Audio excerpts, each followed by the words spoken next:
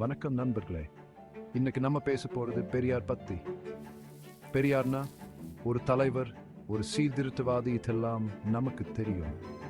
ஆனா அவரை ஒரு மனிதாபிமானி, ஒரு பெண்ணியவாதின்னு சொன்னா அது மேயாது. அந்த காலத்துல பெண்கள் எவ்வளவோ கொடுமைகளை எதிர்நோக்கினாங்க. இதையெல்லாம் பார்த்து மனசு வெந்து போன பெரியார் அந்த கொடுமைகளை எதிர்த்து போராடுறதுக்கே தன்னோட வாழ்க்கையை அர்ப்பணிச்சுக்கிட்டார்.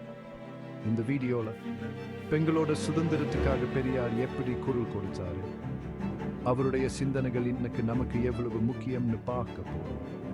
பெரியாரின் வாழ்க்கை, அவருடைய போராட்டங்கள் மற்றும் அவருடைய சிந்தனைகள் நம்ம இன்னும் டுடேஸ் சொசைட்டில இன்ஸ்பயர் பண்ணுது.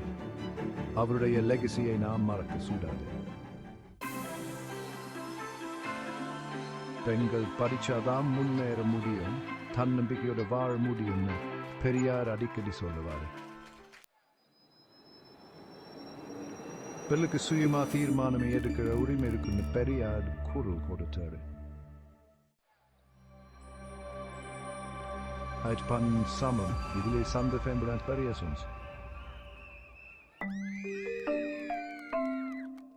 அடுத்தது திருமணம். திருமணம்னா அடிமைத்தனம் இல்ல, அது ஒரு இணக்கமான பந்தம்னு பெரியார் விளக்கினாரு. பெண்கள் மீதான வன்முறை, சாதி கம்ரவ கொலைகள், இதையெல்லாம் தடுக்கணும்னு சொன்னாரு. திருமணத்தில் சமத்துவம், உரிமைகள் மற்றும் மதிப்பீடு முக்கியம் என்பதையும் அவர் வலியுறுத்தினார். அடுத்து முலாய்ப்பாடு.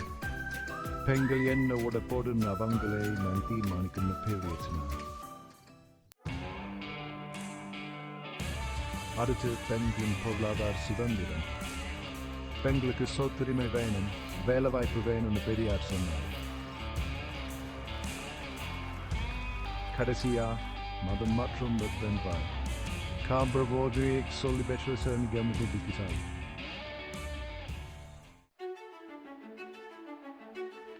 பெரியார் சொன்னது எல்லாம் அந்த காலத்துக்கு புதுசாக இருந்துச்சு.